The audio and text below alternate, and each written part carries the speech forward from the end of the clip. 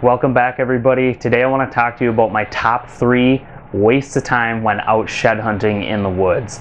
Now, this topic for me is a little bit somber because when I reflect back on these 3 things I'm going to tell you guys about, I can't help but stop and wonder how many other sheds would I have found had I not wasted so much time doing what I'm going to talk to you about.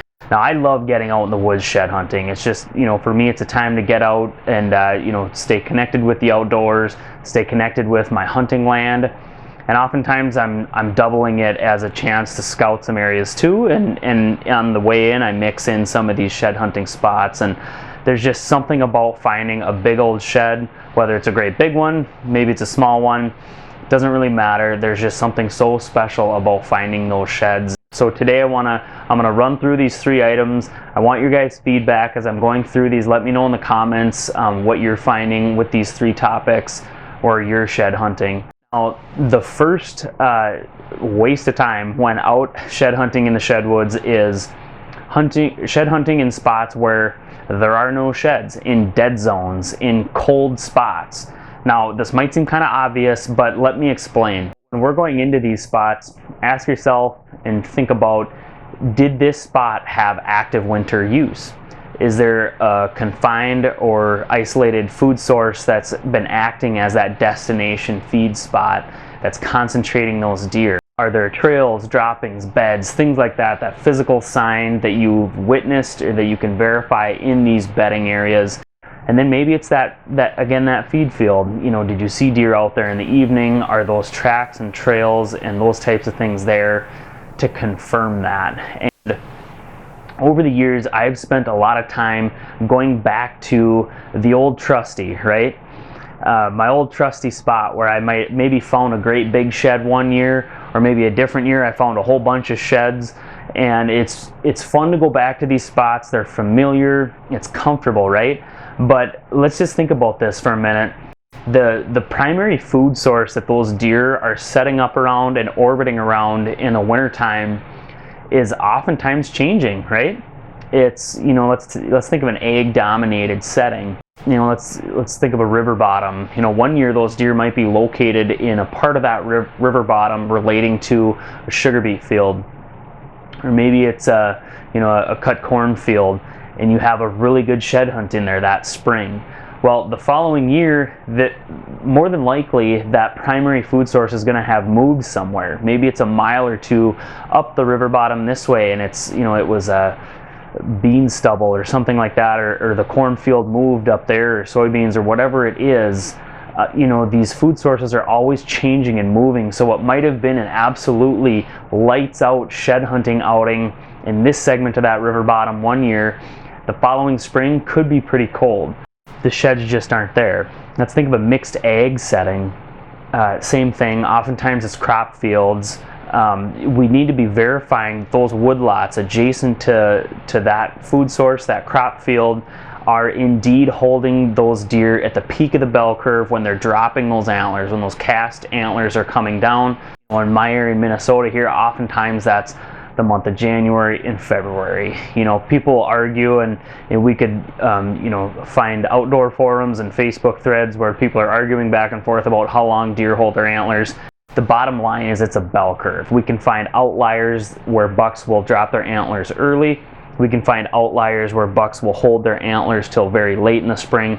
But at the end of the day, it operates on a bell curve, and most of those antlers are coming down in January and February, and that's where we want to be focusing our efforts in the spring to find those blue chip spots, that spot on the spot, as I call it in my 2022 shed hunting video, which I'll link. In that video, I talk about we need to find the spot on the spot, you guys.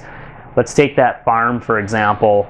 I'm going to be focusing my efforts on those red hot spots, that bedding area and that food source. And oftentimes, myself included, we end up shed hunting in areas where those sheds just didn't drop.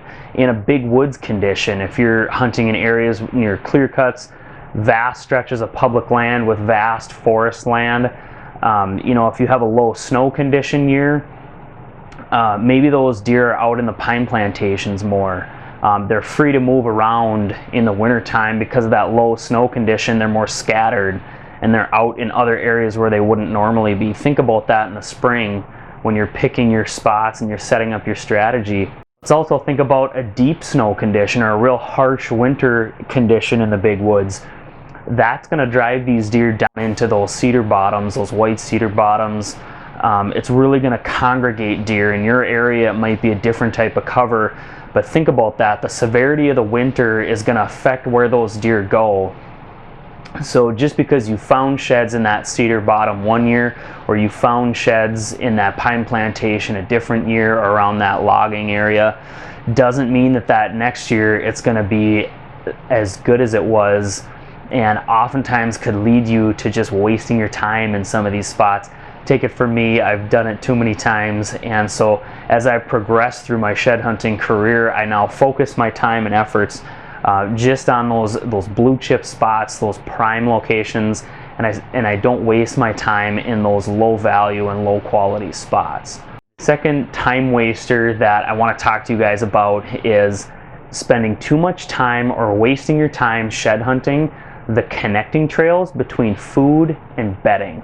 Now this is kind of an interesting topic, and I want to hear what you guys think, but over my shed hunting career, it's amazing how few sheds I've found on those trails that connect the bedding area to the feeding area, and it's baffling at times because these trails can be so beat down, just absolute hog trails, droppings, and packed down to the point where it's just this hard crusted snowpack trail and covered in droppings, and you can't believe there isn't a shed antler laying around. I've come into these areas and just been absolutely stunned that I don't pick up an antler, and I'll grid the spot over and over and go back and cross these trails, and I just can't figure out why I can't find a shed in these spots. And what I've concluded in these areas is it just comes down to a simple math problem.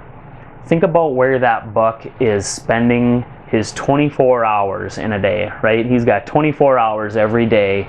He's somewhere, and let's just think about where he's going to be spending the majority of his time. The vast majority of his time is going to be spent in that bedding area, and then second most in that destination feed field spot, and then third most in that connecting condition. There might be some other miscellaneous areas worked in there as well, but that actual commute where that buck goes from feed to bed and then back from bed to feed, that commute for him to get back and forth is actually quite small if you think about it, the time spent walking on that trail.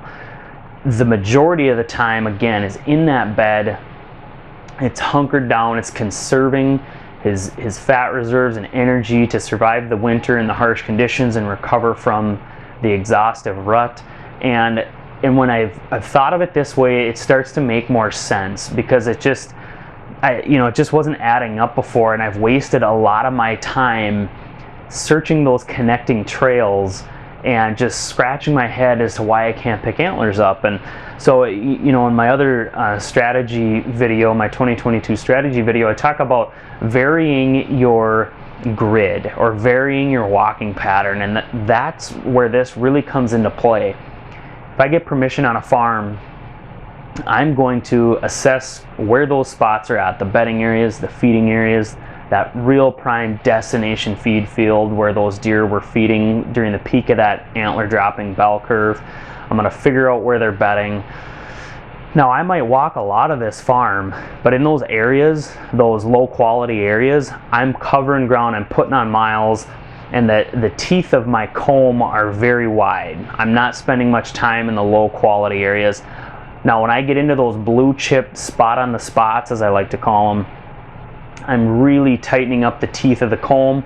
I'm really tightening up my grid pattern when I'm searching these spots, and those two spots are the bedding area and the feeding area. And in that bedding area, I'll actually go through and make sure that I'm completely doing a snake pattern to cover that whole bedding area. And if it's really good and I pick up an antler or two, I might actually turn 90 degrees and grid it again the other way to make a checkerboard pattern in some of these real prime spots. Now, in the crop fields, oftentimes, if there's stubble or standing crop, I'll just pick X number of rows to go over, and I will literally grid that that crop field, go up and down those rows, making sure I'm looking down every lane for an antler. I've picked up a lot of antlers doing this, and I want you guys to think about that for my waste of time number 2, you know, being those connecting trails between the bedding and feeding and bedding. It's just amazing over the years how few antlers I've picked up in those conditions. I have picked some up. You know, of course some fall off in there, but again, I think it comes back just to that simple math problem where that buck just isn't spending as much time as you would think in that commute between bed to feed. So think about that as the second time waster. Now this third one, I gotta be really clear about, because there's kind of some key distinctions here. The third shed hunting time waster that I want you guys to think about is being late into a spot to shed hunt it. Basically, you know, playing second fiddle to some other group that's gone in there in front of you and the place has already been walked. Now, the big caveat I got to put on this is this does not mean that you should be getting in there so early that you are, you know, kicking these deer out of that wintering ground, that wintering bottom in harsh winter conditions, and spooking them and busting them out of the cover into deep snow conditions and treacherous conditions out of those wintering bottoms. That would be a big no-no. Especially like where I'm at here, for example, in Minnesota, we're having a pretty harsh winter right now. It's the winter of 2022, and we got a lot of snow, and these deer are being driven hard into the cedar bottoms right now, and I'm gonna restrain myself. I hope others are as well, because we don't want to be stressing these deer out even more than they already are. You know, a lot of these deer are just trying to survive out there in these cedar bottoms right now, and you know, they've had an exhaustive rut, they've got timber wolves, and now they've got this really deep snow, and each lunge they take through that snow is burning precious calories that they can't afford to lose right now. So this third shed hunting time waster, you just need to apply judgment in this case. In a lot of parts of the country, you don't have those harsh winter conditions where this wouldn't apply, but just use your discretion and judgment. But the key here, guys, is we don't want to be walking spots that have already been walked by other shed hunters. And at least from my own experience, I've gotten into some of these spots where I am so excited to shed hunt them, I'm so revved up, and there's nothing more disheartening than getting back into one of these locations tore up with sign only to find boot tracks in the snow. And that's when you can try to decipher, was it just a couple out for a walk or something like that, or was it an actual shed hunter? Oftentimes you can decipher the two, but you can pick up sheds from time to time as the second group in an area, but it really reduces your odds of picking up antlers for obvious reasons. So I want you guys to think about that when those conditions start to subside, those harsh winter conditions, and the time is appropriate and right to go in there. I want you guys to be one of the first groups in there when the conditions are right and we're not harming the deer herd and we're not hurting these whitetails any more than we need to. But I want you to be on the front end of that appropriate time to get in there, not waiting until much later in the spring when a month has gone by of good conditions and no snow conditions. There's a lot more people doing this nowadays, which is a good thing. I view that as a really wonderful thing. There's a lot more interest in the outdoors, especially with a lot of folks now living and working remotely, and there's renewed interest in the outdoors, and that's again a good thing. We want to expand our hunting and shed hunting community, but with that we got to be smart, and with that comes more competition for these precious little treasures out in the woods. And so think about that. I want you guys to work on timing and making sure you're the first one in. And the other part I'll caveat here is if you have private land that you own, or if it's permission land that you have exclusive access to, in those cases you may as well wait until all of those antlers have come down. Again, I'm talking about the back side of that bell curve where most of those cast antlers are now on the ground. It wouldn't really make any sense to go in there when only half the antlers have dropped when you have exclusive access to the property. I'll talk, number one, stressing the animals out again, just for obvious reasons. Number two, if you go in there prematurely and that buck is still holding his antlers a big buck that you want to find sheds off, or any buck for that matter, and you go into this cover early and you spook him off the land or this permission parcel that you have permission on, he may go shed his antlers somewhere else now. So again, if I have that private land and those conditions where I'm the only one going in, I'm being very choosy. I'm sitting back and I'm saving those spots for my last shed hunting spots to hit, because I want those deer to feel very comfortable and stay bedded and stay set up on that property to drop all their antlers on it. Then I go in and pick them up when they're all on the ground. It's different on public land or permission land where that landowner lets anybody in and you know it gets shed hunted hard every year. You know, totally different story, and that's where you really need to think about timing and getting in there before other folks. Again, it's a growing sport and that's a good thing, but we just want to make sure that we're not playing second fiddle to a different group that's already gone in there. There's nothing more disheartening to me than that. And the same goes with whitetail hunting. I need to have confidence in a spot for me to want to put a good effort in, an honest effort. If I'm bow hunting or gun hunting in a spot that I don't have confidence in, I don't hunt it as hard. And the same goes for shed hunting. You know, if I know someone's been in there or think someone else has been in there, I'm not going to shed hunt it nearly as hard, and I'm not going to have that same conviction and attitude that I would if I know I'm the first guy in there.